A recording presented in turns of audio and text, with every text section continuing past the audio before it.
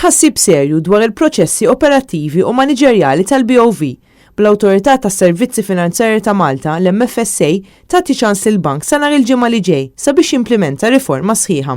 Fittra mibgħuta lill-BOV mill-MFSA fl-aħħar ġimgħa kien hemm appell lit-tmexxija tal-bank biex tittieħed miżura urġenti biex tiġi implementata r-riforma meħtieġa. Il-Bank Ċentrali Ewropew għamel reviżjoni tal-BOV lura f'Marzu li għadda u l-uffiċjali kienu f'Malta fl-aħħar ġimgħat għal follow-up. Madankollu ir-riżultat ta' dawn iż-żjarat s'issa baqa' mhux konkluż.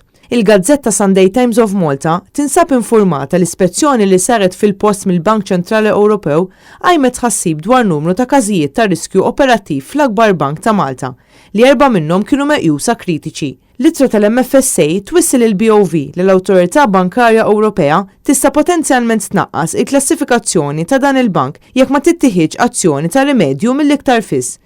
Minkejja interazzjonijiet differenti, il-bank qed jonqos milli jindirizza b'mod effettiv dan it-tħassib attwali li qed ikun imqajjem, kif ukoll ma jurix is-sens ta' ħtieġa urġenti mistenni minnu f'dawn iċ-ċirkostanzi sabiex jiġu indirizzati l-kwistjonijiet konċernati. Fl-ittra tagħha l-MFSA qalet li l-bank kellu ċerti problemi fl-ammont ta' klijenti ġodda li kien qed jattira lejh, kif ukoll nuqqasijiet kbar fl-effettività tal-governanza interna tiegħu.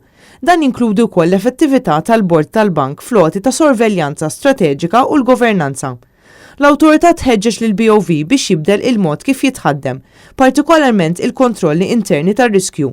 Il-BOV ma laħaqx il-livell mistenn fl-ambjenti bankarju Ewropej u internazzjonali, għalhekk il-korrespondenza tħeġġeġ lill-bank biex jindirizza wkoll din il-kwistjoni immedjatament. Il-bank jeħtieġ li jissoda r-riskju u l-konformità fl-istrutturi, fis-sistemi u fil-proċessi tiegħu, b'mod partikolari fil-mod kif inhu mifhum u indirizzat ir-riskju. Il-BOV jista' jitqies bħala bank riskjuż biex tagħmel negozju miegħu l-aktar minħabba id-daqs kbir tiegħu meta mqabbel mal-ekonomija Maltija.